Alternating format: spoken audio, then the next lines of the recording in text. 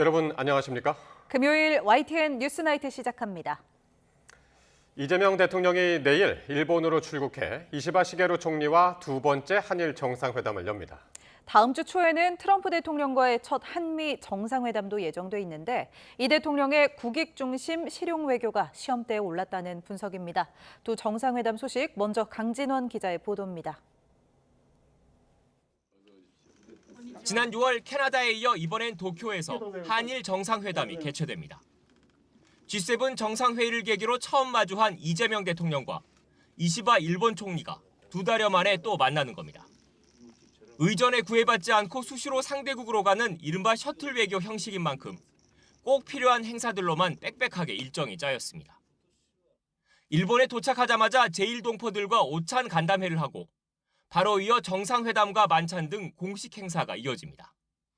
이번 방일을 통해 양 정상 간 개인적인 유대 및 신뢰 관계가 더욱 깊어지기를 기대합니다. 과거를 직시하되 미래를 지향한다는 대일 정책 기조에 따라 경제와 안보 등 여러 분야에서 한일 관계 청사진이 논의될 거로 보입니다. 주요 대미 수출국으로서 미국의 통상 압박을 같이 받는 처지인 만큼 일본과 대응 전략을 함께 모색할 거란 전망도 나옵니다.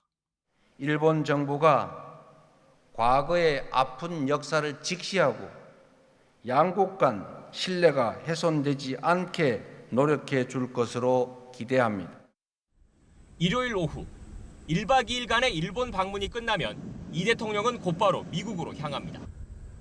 백악관에서 진행되는 트럼프 미국 대통령과의 첫 한미 정상회담에 참석하기 위해 태평양을 건너는 겁니다. 현지 시각 24일 오후, 우리 시각으로 25일 월요일 새벽 워싱턴 DC에 도착하면 재미동포 만찬 간담회를 시작으로 미국 방문 일정에 돌입합니다. 하이라이트는 현지 시각으로 이튿날인 25일입니다.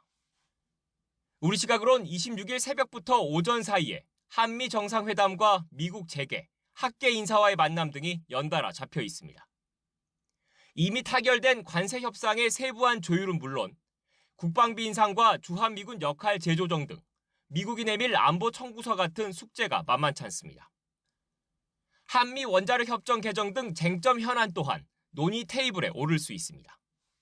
국가 이익을 최우선에 두고 호혜적인 외교 안보 정책이 실현될 수 있도록 최선을 다하겠습니다. 이 대통령은 미국 방문 마지막 날 한미 조선업 협력의 상징인 필라델피아의 필리조선소를 둘러본 뒤 귀국길에 올라 목요일인 28일 새벽 한국에 도착합니다. 이에 앞서 오는 24일엔 중국으로 특사단을 보내 시진핑 중국 국가주석에게 친서를 전달하는데 한미일 삼각 협력을 중심에 두면서도 한중 관계 역시 소홀히 하지 않겠다는 의지를 나타낸 거란 분석이 나옵니다. YTN 강준원입니다. 일본은 이재명 대통령이 일본 방문을 앞두고 이 대일 중시 기조를 거듭 강조한 것에 기대를 걸고 있습니다. 한일 양국 정상은 이번 정상회담에서 신뢰 구축에 방점을 찍을 것으로 보입니다. 도쿄에서 김세호 특파원의 보도입니다. 일본 언론들은 이 대통령이 취임 후 처음으로 미국을 방문하기 전 일본을 찾는 것을 이례적이라고 일제히 평가했습니다. 요미우리 신문은 사설에서 복잡한 국제 환경에서 대일 관계 안정이 필요하다는 이 대통령의 인식이 강하게 작용했기 때문이라고 짚었습니다. 한일 간 위안부 합의, 강제 동원 배상안을 유지하겠다고 밝힌 것을 놓고도 일본 정부의 불안을 상당 부분 불식시켰다는 평가가 나옵니다. 歴史問題というか、さまざまな合意についても、継続していくというふうにリー大統領が言ったことは、とても日本にとっては大事なメッセージだと思います。 또 한미 정상회담을 앞두고 미국의 한미일 관계를 중시한다는 걸 알리기 위한 전략적 움직임이라는 분석도 나왔습니다.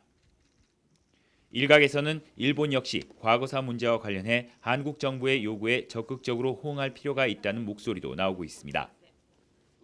이번 회담에서 양국 정상은 한반도를 둘러싼 안보 현안 외에도 저출산 등 양국이 공통으로 안고 있는 과제를 비롯해 워킹 홀리데이 제도 확대와 같은 젊은 인재 교류 방안 등을 논의할 것으로 알려졌습니다. 다만 당내 퇴진 압박을 거세게 받고 있는 이시바 총리가 정상회담 이후 한일 외교에 얼마만큼 힘을 쏟을 수 있을지는 더 지켜봐야 할 것으로 보입니다.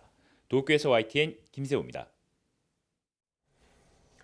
이재명 대통령이 현지 시간으로 24일부터 미국을 방문해 한미 정상회담 등 일정을 소화할 예정인 가운데 강훈식 비서실장도 동행하기로 했습니다. 위성락 국가안보실장은 오늘 기자 간담회에서 강 실장이 미국에서 협의할 별도의 일정이 있다며 이같이 밝혔습니다. 이에 따라 위 실장과 김용범 정책실장 그리고 강 실장까지 대통령실의 3명 실장이 모두 국내를 비우는 상황이 됐습니다. 특히 대통령 해외 순방 때 비서실장은 대통령실에 남아 국내 상황을 관리하는 역할을 맡아왔던 만큼 이번 동행이 이례적이라는 해석이 나오고 있습니다. 대통령실은 조현 외교부 장관이 서둘러 미국으로 출국한 배경에 대해 긴밀한 조율을 위한 것이라고만 설명했습니다. 공교롭게 한미 정상회담에 맞춰 대통령 특사단이 중국을 방문할 예정이어서 미중 갈등 속에 복잡한 문제에 얽힌 게 아니냐는 추정까지 나오고 있습니다. 홍선기 기자가 보도합니다. 조현 외교부 장관의 갑작스러운 방미 배경을 두고 여러 가지 추측이 난무하자 대통령실이 해명에 나섰습니다. 긴밀하게 미국과 조율할 것이 있어서 간 것이라면서도 갑작스러운 일정은 아니라는 겁니다.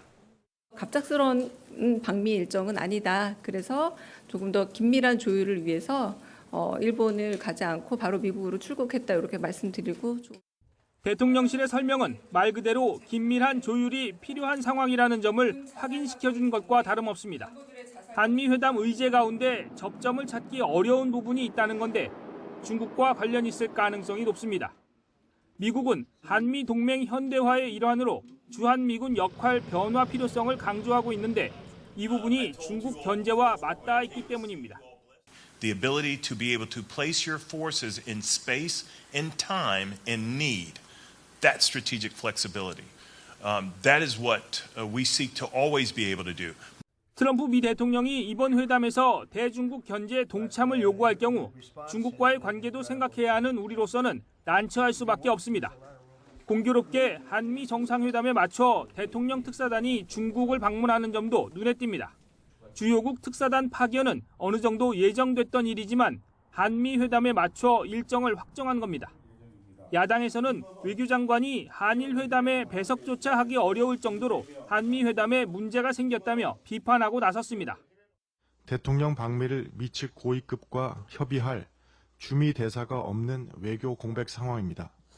조율이 잘 될 것을 기대하는 것이 애초부터 무리가 아닌가 하는 생각이 듭니다. 정부가 이렇다 할 설명을 내놓지 못하는 사이 한미 정상회담을 둘러싼 난기류는 쉽게 가라앉지 않을 것으로 보입니다. YTN 홍성기입니다. 국민의힘 당대표 선거가 결국 1차 투표에서 결론을 내지 못하고 결선까지 가게 됐습니다. 과반 득표자가 나오지 않으면서 결선에서는 반탄 후보 맞대결이 성사됐는데 최종 당대표는 오는 26일 결정됩니다. 박정현 기자의 보도입니다. 김문수, 안철수, 장동혁, 조경태 4파전으로 치러진 국민의힘 전당대회는 찬탄 대 반탄, 치열한 구도가 이어졌습니다. 팽팽한 2대2 대치 속 결국 본경선에서 득표율 50%를 넘는 후보가 나오지 않으면서 승부는 한 차례 더 이어지게 됐습니다. 김문수, 장동혁 두 반탄 후보 간 양자 대결로 압축됐습니다. 싸워 이길 당대표, 당원들을 지킬 당대표, 이재명 독재를 물리칠 당대표는 저 김문수입니다, 여러분. 한 번의 선택만이 남아 있습니다. 낡은 투쟁 방법을 선택할 것인지 새로운 투쟁 방법을 선택할 것인지 그 선택이 남아 있습니다. 경선 순위와 후보별 득표율은 공개되지 않았지만 결과적으로 찬탄 당권 주자들이 나란히 고배를 마시게 된 셈인데 당대표와 함께 지도부를 꾸릴 최고위원 구성도 강성 지지층 표심이 크게 작용한 모습입니다. 현역 프리미엄을 등에 업고 신동욱 의원이 큰 격차의 최다 득표로 수석 자리에 이름을 올렸고 반탄 김민수, 김재원 후보도 지도부 입성을 확정지었습니다. 친한계도 일부 포진했습니다. 지난 대선에서 한동훈 전 대표 경선 캠프 공동선대위원장을 맡았던 양양자 후보가 여성 최고위원에 선출됐고 박빙 승부를 벌인 청년 최고위원 선거에선 막판 찬탄 단일화에 성공한 우재준 후보가 가까스로 반탄 손수조 후보를 꺾고 당선됐습니다. 최종 당대표는 1대1 토론을 거쳐 이틀간 진행되는 당원 투표와 국민 여론조사를 통해 오는 26일 결정됩니다. YTN 박정현입니다.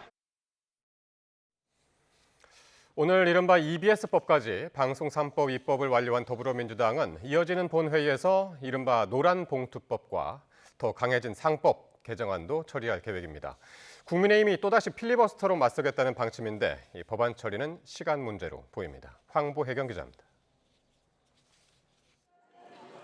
방송 3법 가운데 마지막 한국교육방송공사법 개정안 EBS법이 국회 본회의를 통과하자 여당 의원석에서 박수와 환호가 터져 나옵니다.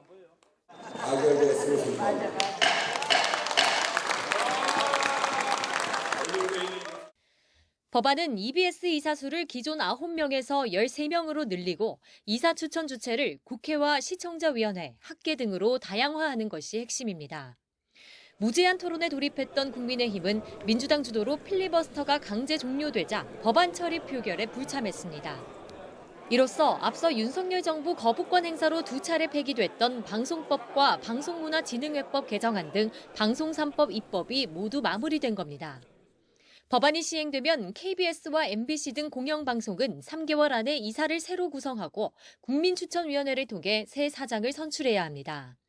보도 전문 채널은 보도 책임자를 임명할 때 보도국 종사자 과반의 동의도 얻어야 합니다. 민주당은 정치 권력의 방송 개입을 막는 첫걸음이라며 환영했지만 국민의힘은 공영방송이 노조 권력에 예속될 수 있는 방송장악법이라고 반발했습니다. 방송장악법은 공영방송의 이사진, 사장, 보도 책임자 등등 모든 인사에 언론 노조의 개입을 확대하는 법입니다.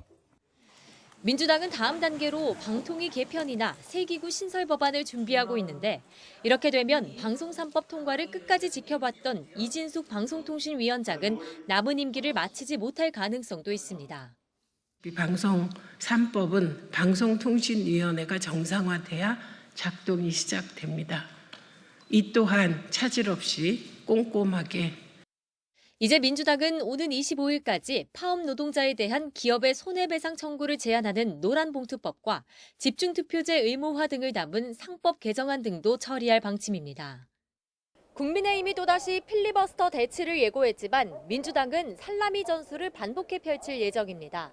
거대 의석을 등에 업은 여권의 법안 처리는 무난하게 이뤄질 전망입니다. YTN 황보혜경입니다.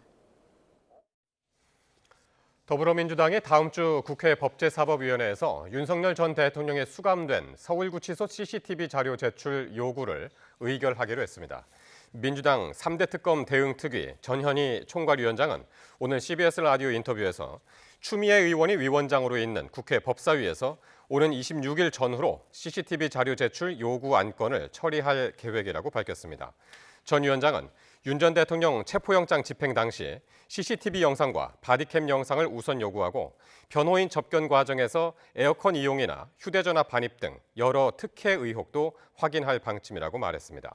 다만 체포 당시 영상을 국민에게 공개할지는 열람한 뒤 판단하겠다고 덧붙였습니다. 내란에 가담하거나 방조한 혐의를 받는 한덕수 전 국무총리가 세 번째로 특검에 출석했습니다. 내란 특검팀은 한 전 총리의 범죄가 중대하다고 보고 이르면 주말쯤 구속영장을 청구하는 방안을 검토하고 있습니다. 김철희 기자가 보도합니다. 지난 화요일 16시간가량 고강도 조사를 받았던 한덕수 전 총리가 세 번째 조사를 위해 내란 특검에 출석했습니다. 고생 많다고 짧게 답했던 사흘 전과 달리 이번에는 시종일관 침묵을 지켰습니다. 내란 공모 방조 의혹 여전히 부인하십니까? 윤 전 대통령으로부터 개헌 문건 직접 받으신 겁니까? 진술 변화 이유 궁금합니다. 특검은 한 전 총리를 상대로 계엄 전후 국무회의 상황과 사후 계엄 선포문 작성 및 폐기 과정, 계엄 해제 표결 방해 의혹 등 제기된 혐의 전반을 캐물었습니다. 특검팀은 한 전 총리의 혐의가 중대한 만큼 신병 확보가 불가피하다고 보고 있습니다. 계엄 선포 전 윤 전 대통령에게 국무회의 소집을 건의하며 불법 계엄의 정당성을 부여하는 등 대통령을 보좌하며 국가와 헌법을 수호해야 할 책무를 제대로 지키지 못했다는 겁니다. 거짓 진술 정황이 드러난 것도 한 전 총리에게 불리한 요소입니다.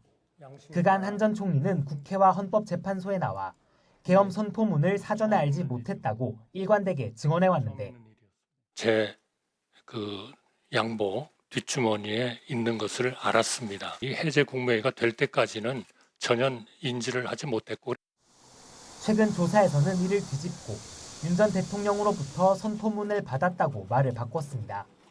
한 전 총리가 책임을 면하려 위증한 거로 의심하는 특검팀은 내란 공범 또는 방조 혐의를 적용해 이르면 주말쯤 구속영장을 청구한다는 계획입니다. YTN 김철입니다. 김건희 씨가 내일로 예정됐던 민중기 특별검사팀의 조사에 불출석 뜻을 내비치면서 특검은 오는 25일로 재소환을 통보했습니다.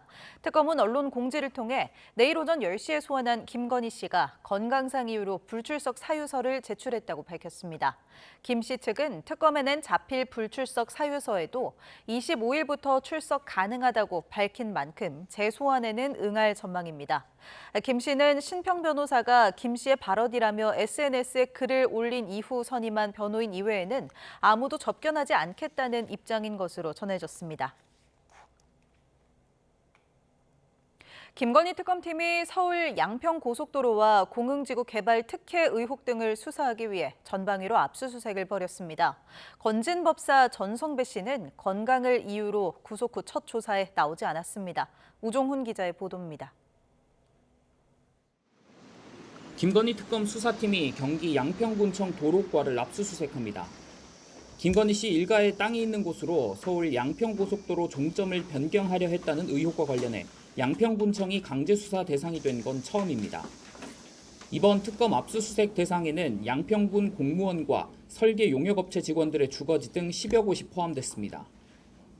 특검은 양평 공흥지구 개발 과정에서 김 씨 가족 기업이 특혜를 입었다는 의혹 수사를 위해 모친 최은순 씨 동업자인 김충식 씨 집과 창고에서도 자료를 확보했습니다. 전방위적 압수수색과 더불어 소환 조사도 속도를 냈습니다.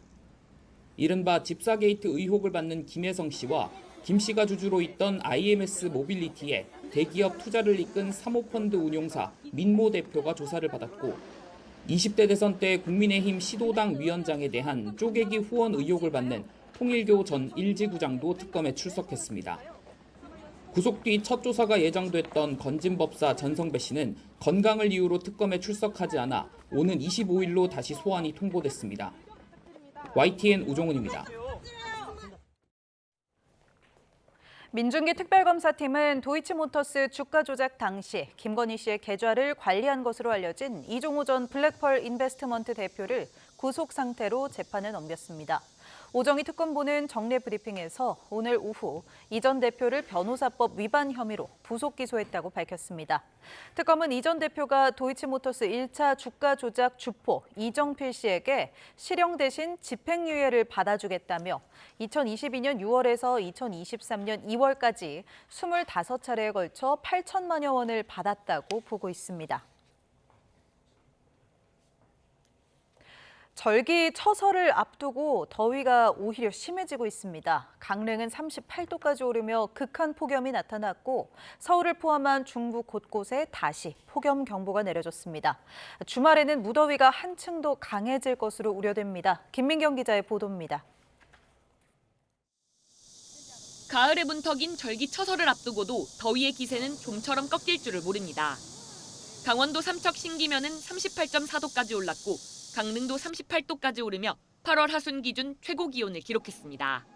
서울을 포함한 중부 곳곳에는 다시 폭염 경보가 내려졌고 대부분 지역의 낮 기온이 35도를 웃돌았습니다.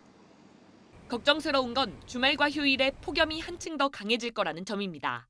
주말이 되면 두 고기압이 조금 합류가 결합이 되면서 우리 한반도에 좀 두텁게 고기압이 형성되겠습니다. 그러면서 무더위는 조금 다소 강화될 것으로 예상이 되고 있고 남동쪽의 북태평양 고기압과 서쪽의 티베트 고기압이 동시에 확장하면서 우리나라가 다시 두 겹의 고기압에 뒤덮이기 때문입니다.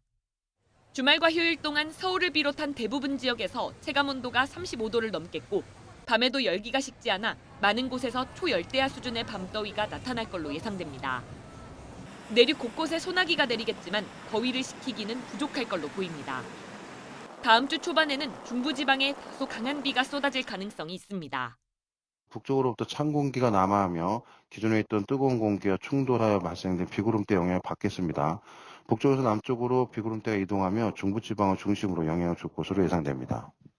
비가 지나도 폭염의 기세는 쉽게 꺾이지 않아 다음 달까지는 평년보다 더운 날씨가 계속될 전망입니다. YTN 김민경입니다. 정부가 내년 연구개발 분야 예산에 역대 가장 많은 35조 원을 투자하겠다는 계획을 밝혔습니다. 이재명 대통령은 연구개발 분야에 대한 오해가 있었지만 이번 예산으로 정상으로 복귀한 것 같다고 말했습니다. 보도에 홍민기 기자입니다. 이재명 대통령이 취임 후 첫 국가과학기술자문회의에 참석했습니다. 대통령이 의장을 맡는 과학기술 분야의 최상위 의사결정기구를 주재한 겁니다. 이 대통령은 이 자리에서 내년도 연구개발 예산으로 35.3조 원을 투자하겠다고 밝혔습니다.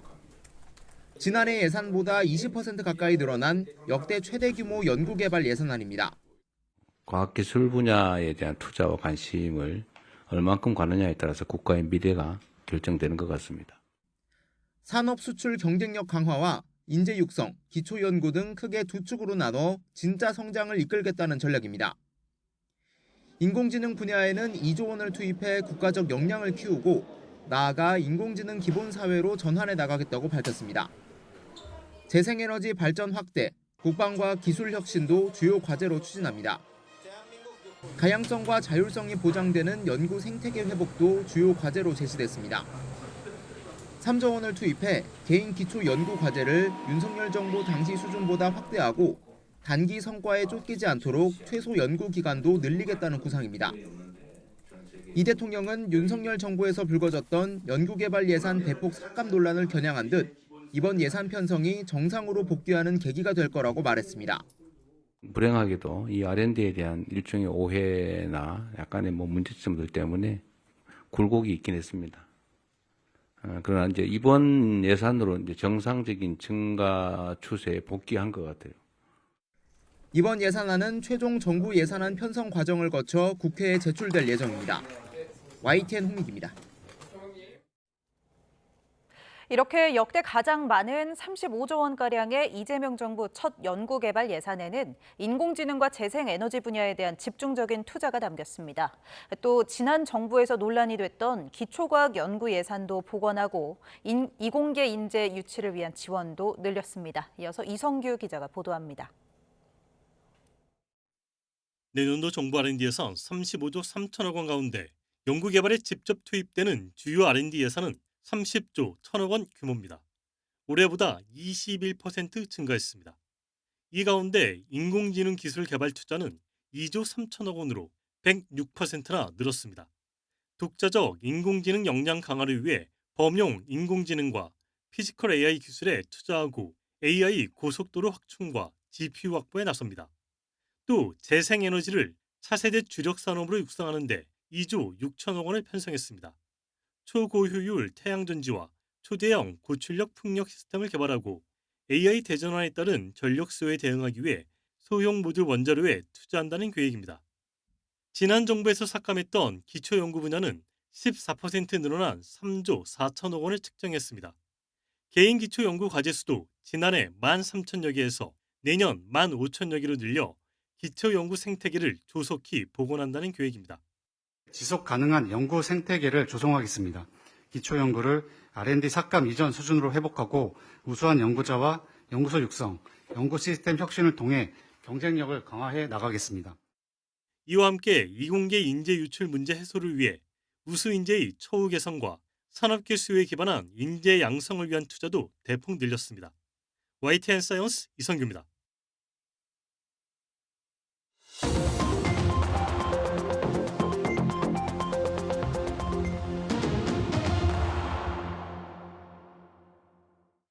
정치권 관심 뉴스 짚어보는 포커스 나이트 시간입니다. 오늘은 박성민 전 민주당 최고위원 그리고 송영훈 전 국민의힘 대변인과 함께하겠습니다. 어서 오십시오. 자, 국민의힘 당대표 선거는 결국 김문수, 장동혁 후보가 연장전을 치르게 됐습니다.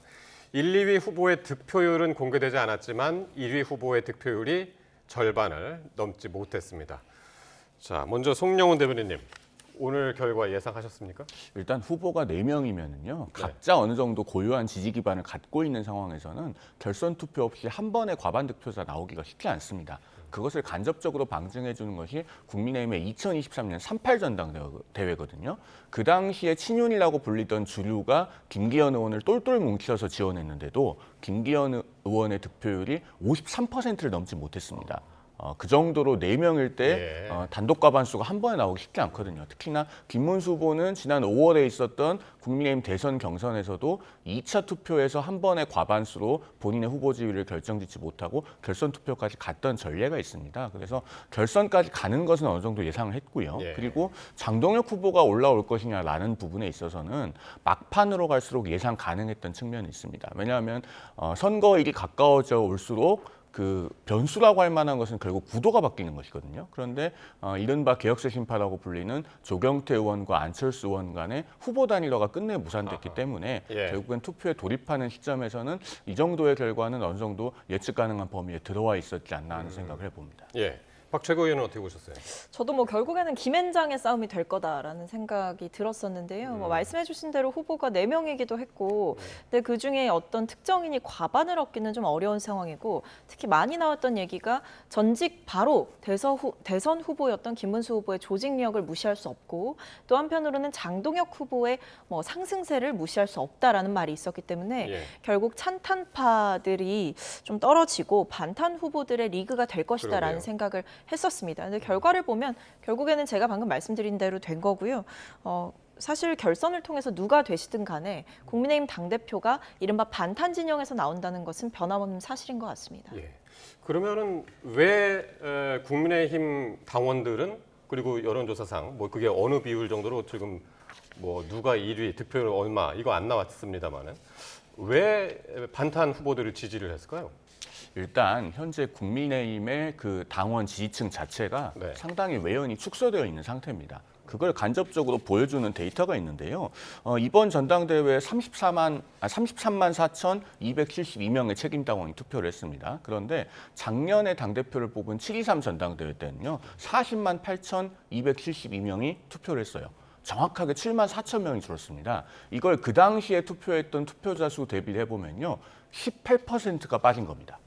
그러니까 약 20% 가까운 중도 보수 성향의 당원들이 투표를 포기하고 선거를 관망하는 지경에 이르렀다. 이렇게 보여집니다. 이것이 지난 5월에 있었던 그 대선 경선 결선 투표하고 비교를 해봐도요. 6만 8,200명 정도가 빠졌거든요. 퍼센티지로 환산해 보면은 약 17% 가까이가 투표를 하지 않은 겁니다. 그만큼 모수가 바뀌었기 때문에 결국에는 그 나머지 당원들의 선택에 있어서도 이른바 그 반탄이라고 불리는 분들이 더 많은 비중을 차지하게 된 그런 측면도 아울러 고려될 필요가 있어 보입니다. 그러시군요. 자, 이 두 후보 모두 이 탄핵을 반대한 이 강성 후보로 분류가 되지만 이 전체를 아우르는 단결이냐 또 내부 총질자 정리냐 이 부분에 대해서는 결이 확실히 다릅니다. 두 후보의 수락연설 한번 들어보시겠습니다. 이재명 독재 정권을 국민의 힘을 해산시키려 하고 있습니다. 이런 엄중한 때 이끼리 분열하면 되겠습니까? 싸워 이길 당대표, 당원들을 지킬 당대표, 이재명 독재를 물리칠 당대표는 저 김문수 인정자는 이제 한 번의 선택만이 남아 있습니다. 국민의힘을 분열할 것인지 내부 총리자를 정리하고 달리 대응할 것인지 그 선택이 남아 있습니다. 그건 장동정이 답입니다. 두 후보 모두 반탄 후보자들이지만 수락 연설대로라면 누가 당대표가 되느냐에 따라서 국민의힘의 미래가 조금 달라질 것 같은 분위기인데요. 어떻게 보시나요? 저는 뭐 정도의 차이만 있을 뿐이지 사실 크게 달라질 것 같지는 않습니다. 뭐 만약에 앵커께서 짚어주신 대로 국민의힘의 미래가 완전히 달라지려고 한다면 네. 찬탄 대 반탄 1대1의 구도가 됐을 때는 완전히 다르다라고 할 수 있겠지만 사실 제가 본 방금 메시지는 뭐 조금 더 강하게 어떤 뭐 소위 말해 당을 향해 쇄신과 혁신의 목소리를 냈던 사람들을 강하게 비판하느냐 아니느냐 뭐 그 차이의 정도만 있을 뿐이지 큰 틀에서는 이 둘 다 생각하는 방향 자체가 어떻게 보면 그동안 윤 전 대통령을 옹호해왔던 입장인 것이고 그리고 그 외에도 당내에서 계속 들불처럼 일어나고 있는 쇄신과 혁신의 요구 그리고 계엄이라든지 아니면 그동안 친윤 세력을 표방하면서 강하게 윤 전 대통령을 옹호해왔던 이런 인사들에 대한 인적 청산 이런 요구에 대해서는 김 후보나 장 후보나 둘 다 미온적일 가능성이 높기 때문에 지금 상황에서는 크게 뭐 달라질 것 같지는 않다. 오히려 뭐 반탄의 늪에 빠졌다라고 볼 수 있는 상황인 것 같습니다. 왜 이렇게 질문을 드렸냐면은 이제 장동혁 후보하고 조경태 후보가 서로 당을 나가라고 했던 말들이 이제 서로 많았기 때문에 그 맥락에서 오늘 그 수락연설도 읽히지 않을까. 그래서 이제 질문을 드린 거거든요.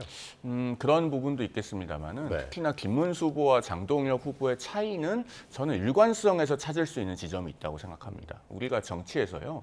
일관성 있게 타당하지 않은 입장을 견지하면 그것은 비판과 반대의 대상이 됩니다. 그 정치인이. 그런데 일관성 없이 이익을 쫓아서 그때그때 입장을 바꾸면요. 그것은 비판과 반대의 대상이 되는 것이 아니라 비난과 조소의 대상이 되기가 쉽습니다. 그러니까 김문수 후보나 장동혁 후보나 두 사람 다 탄핵에 반대한다고는 하지만 장동혁 후보가 그동안에 걸어온 길을 보면은 한동훈 전 대표와 전당대회 함께 출마해서 일약 수석 최고위원으로 당선이 됐지만 또 한편으로 그 지도부가 붕괴되는데 중요하게 일조를 하지 않았습니까? 그리고 지난 대선 경선 때는 김문수 후보의 상황실장이었어요. 그런데 김문수 후보가 대선 후보로 선출되고 나니까 사무총장을 맡아달라고 하니 본인은 단일화를 위해서 해야 될 역할이 남아있다라고 해서 김문수 후보가 부탁하는 사무총장도 맞지 않았었습니다. 그리고 지금은 또 김문수 후보와 경쟁하는 그런 상황이 되어 있잖아요. 그러면은 장동혁 후보가 걸어오는 길이 상대적으로 예측 가능성이 떨어지고 어떻게 보면은 굉장히 그동안에 많이 입장이 바뀌어왔다고 볼 수 있어서 이런 부분들이 또 당원들의 선택에 어떻게 영향을 미칠지도 하나의 관전 포인트가 되지 않을까 생각됩니다.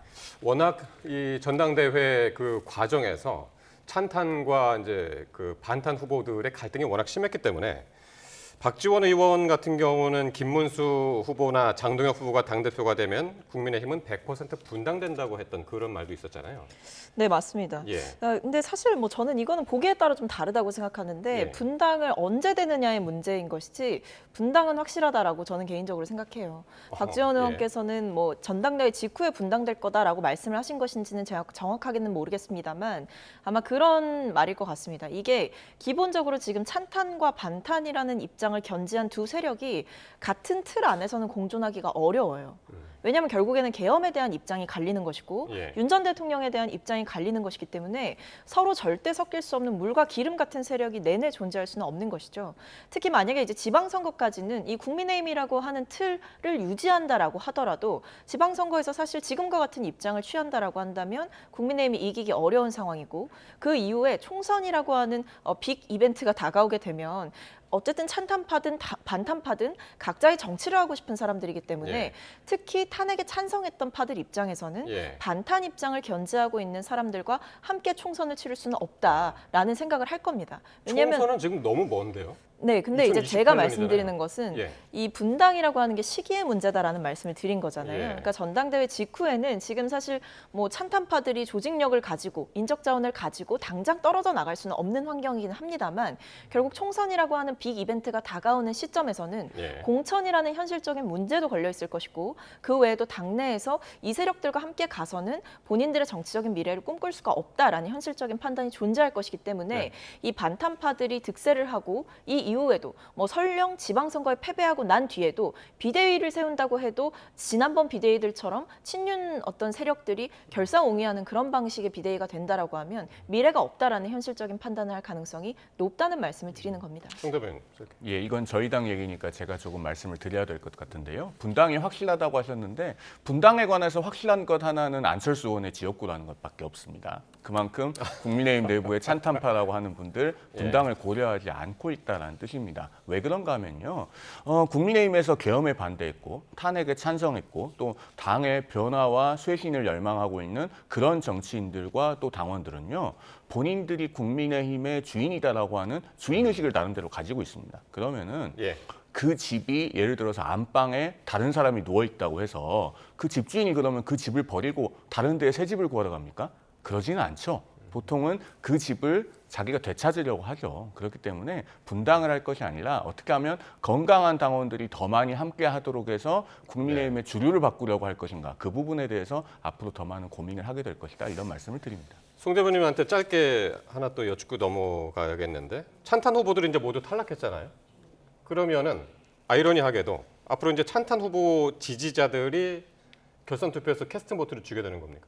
그렇게 될 가능성이 현실적으로는 있죠. 왜냐하면 그분들께서 보시기에는 계엄을 해서 사람이 죽었냐 다쳤냐라고 말하는 후보와 계엄에 또 하나님의 계획이 있다라고 말했던 후보가 일견 아무 차이가 없는 것 같아도 정서적으로 보면 또 그렇지 않은 측면이 있습니다. 앞서도 말씀드렸듯이 장동혁 의원은 과거에 지도부 붕괴에 굉장히 일조를 했고 본인의 정치적 입장을 많이 바꿔왔기 때문에 개혁세 심파를 지지하던 당원들 가운데서는 장동혁 후보에 대한 일정한 비토 심리를 갖고 있는 분들도 있어요. 선거에서는 내가 누군가가 정말 싫다. 특히 이 사람만큼은 떨어뜨려야겠다라고 하는 정서가 작동하면은 상당히 선거에 유의미하게 작용하게 되는 경우가 있습니다. 그렇기 때문에 이번 결선 투표에서도 그런 부분이 어디까지 영향을 미칠지가 관건이 되는 측면이 있다라는 말씀을 드립니다. 자, 그러면은 이 안철수 조경태 후보에게 표를 던졌던 이 찬탄 지지 세력은 이제 어떤 후보를 지지하게 될까요? 신지호 전 의원은 이렇게 이야기했습니다. 한번 들어보겠습니다.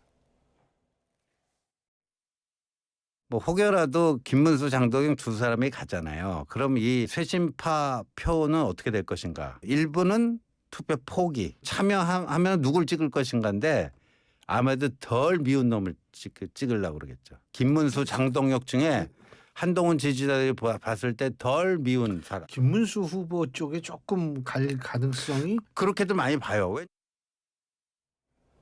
네, 대표적인 친한계죠. 이 신지호 전 의원은 김문수 후보를 덜 미운 사람 이렇게 표현을 했습니다. 네, 그러니까 아무래도 이제 한동훈 전 대표를 지지하셨던 분들 입장에서는 사실 원래는 장동혁 후보가 같이 이제 정치를 했던 분이라고 볼 수가 있잖아요. 근데 그 어떻게 보면 한 전 대표를 배신했다라고 볼 수가 있겠죠. 그렇기 때문에 장동혁 후보의 지금 스탠스도 사실은 김문수 후보보다 더 오른쪽을 표방하고 있고 더 극단적인 주장들을 많이 하고 있기 때문에 아무래도 한동훈 전 대표의 입장을 지지하는 분들 입장에서는 더 동의가 안 될 뿐더러 이게 감정적으로도 한 전 대표를 배신했다. 저 사람은 배신자다라는 생각이 있을 거기 때문에 우리가 장동혁 후보가 대표가 되는 꼴은 볼 수가 없다라는 감정적인 선택을 할 여지도 충분히 열려 있다. 그렇기 때문에 아마 이 신지호 의원께서 어떤 김문수 후보 쪽에 좀 더 가능성이 높다라고 보시는 이유에는 그런 정치적인 이유, 감정적인 이유가 섞여 있을 거라고 봅니다. 그러니까 조금 전에 이제 송 전 대변인도 이제 비슷한 얘기를 했었잖아요. 그렇게 되면은 김문수 후보가 좀 유리해지는 겁니까?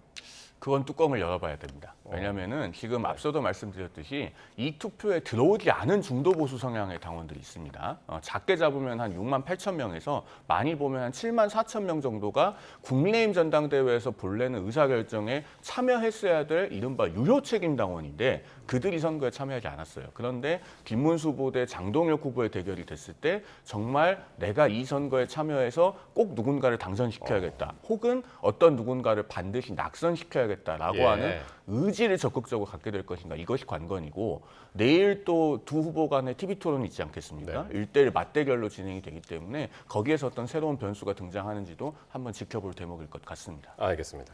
자, 당대표 선거는 결론을 내지 못했는데 최고위원 선거는 찬탄 후보가 얼마나 많이 입성하느냐 이게 이제 관건이었었는데 5명 중에서 이제 최대 3명을 기대했던 것 같은데 결과적으로는 찬탄 2, 반탄 3 이렇게 결론이 났습니다. 어떻게 보셨습니까? 그러니까 사실 좀 어떻게 보면 뭐 예상했던 결과라고 볼 수 있을 것 같습니다. 보통은 사실 찬탄파가 많이 들어가기 어려운 상황이었다라고 볼 수가 있었겠죠. 그래서 뭐 아무래도 이제 신동욱 의원 같은 경우에는 뭐 현직 의원이기도 하고 또 이제 탄핵에 찬성했던 입장, 그런 입장은 아니었기 때문에 뭐 유리했다라고 보이고요. 그 외에도 이제 김민수 후보나 아니면 김재원 후보 같은 경우에는 사실은 탄핵에 찬성했던 입장이 전혀 아니고 이제 탄핵에 반대했던 입장이고 강하게 이제 지지층들의 정서를 자극했던 측면이 있기 때문에 이분들이 이제 유리했던 거죠. 근데 뭐 개인적으로는 제가 좀 눈여겨봤던 건 청년 최고위원 후보였는데요. 이게 결국에는 우재준 의원과 손수조 후보가 굉장히 좀 맞붙었던 형국이었고 실제로 표 차이도 그렇게 많이 나지는 않았습니다. 박빙이었죠. 네, 근데 결과적으로 보면 우재준 후보는 뭐 찬탄파이긴 합니다만 현직 의원임에도 불구하고 어떻게 보면 원외 정치인과의 표 차이가 그렇게 나지 않았다는 것 자체가 찬탄파와 반탄파가 굉장히 좀 강하게 맞붙었던 형국이고 절대 의원이더라도 유리한 고지를 점할 수 없었을 만큼 당내의 반탄파 후보들을 지지하는 정서가 강했다라는 점을 유추해 볼 수 있는 대목인 것 같습니다. 예.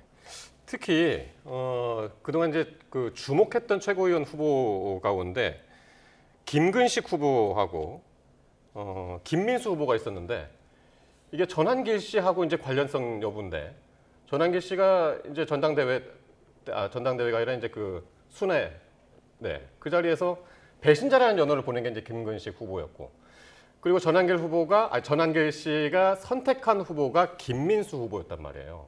근데 결국은 김민수 후보가 됐습니다.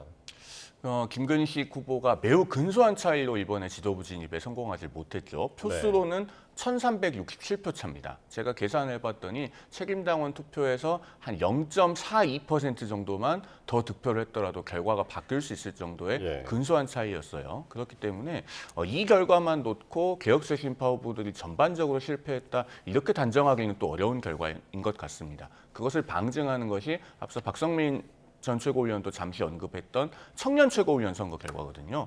거기서는 청년 최고위원 후보들이 단일화를 통해서 구도를 흔들어 놨습니다. 그렇게 해서 일종의 가능성의 예술을 보여줬어요. 그래서 개혁쇄신파라고 할 수 있는 우재준 의원이 손수조 후보와 1대1로 맞대결을 펼쳤는데 50.4%가량을 득표하면서 결국에는 지도부 진입에 성공한 것 아니겠습니까? 그렇다면은 현재 국민의힘 당원들의 의사는 물론 최고위원 구성에서 이른바 반탄파라고 하는 분들이 조금 더 많이 들어가게 되긴 했습니다만 다른 한편으로 지도부에서 최소한의 개혁과 쇄신의 목소리는 낼 수 있을 정도의 동력은 살려놓은 그러니까 가장 마지막에 견제와 균형의 보루는 남겨놓은 그런 선택을 한 것이다라고 보여집니다. 일단 선출직 최고위원이 5명이고 오늘 선출된 5명이고 지명직은 몇 명이죠? 당대표가 1명을 지명할 수 있고요. 그리고 정책위 의장을 또 현실적으로 임명을 할 것이기 때문에 그 2명은 확실한 당대표 몫이다 이렇게 볼 수 있겠습니다. 그리고 지금 선출직 최고위원 중에서도 김재원 최고위원 당선자는 지금 김문수 후보하고 또 가까운 것으로 알려져 있고요. 그러면은 누가 당대표가 되느냐에 따라서 당대표 몫의 최고위원 숫자는 더 늘어날 가능성이 있겠죠.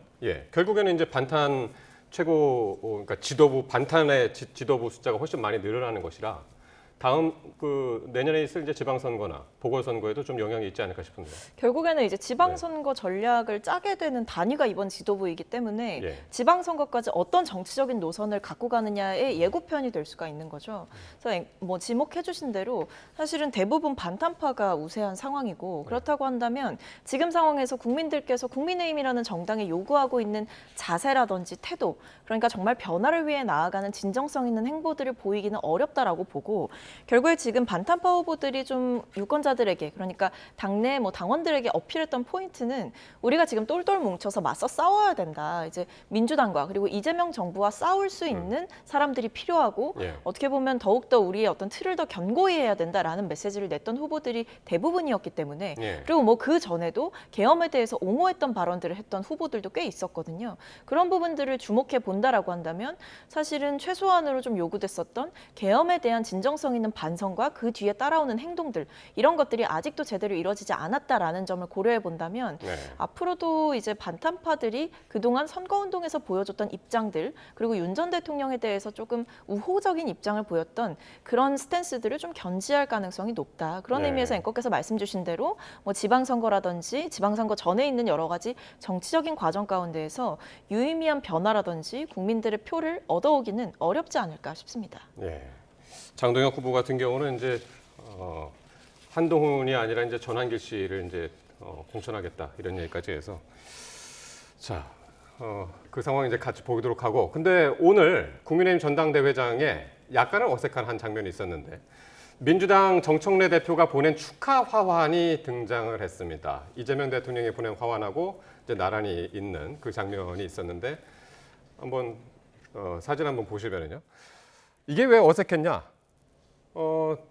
정청래 대표가 악수 안 한다고 그랬잖아요. 악수는 안 하고 이제 화환을 보내가지고 저 장면은 어떻게 보셨습니까?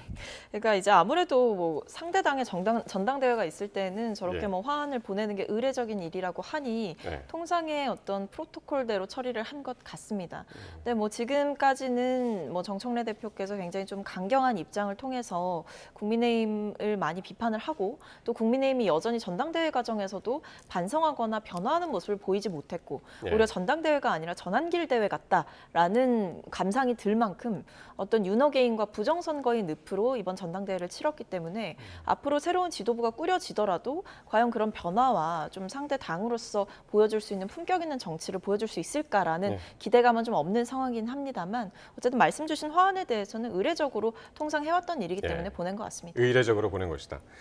정청래 대표는 이렇게 이제 전당대회장에 이제 화려한 화환을 보내면서 오늘 아침에는 국민의힘이 들으면 아주 섬뜩한 말을 꺼냈습니다. 한번 들어보시겠습니다. 특검 수사 결과 추경호 전 원내대표의 표결 방해가 확인된다면 추경호 의원과 국민의힘의 운명은 어떻게 될 것인가? 국민의힘은 내란 우두머리 피의자 윤석열과 내란 주요 임무 종사자 피의자를 동시에 보유한 정당이 될 가능성이 높습니다. 국민의힘이 통합진보당 해산 사유보다 10배, 100배 더 엄중함으로 국민의힘은 10번, 100번 해산시킬 수 있다고 저는 생각합니다.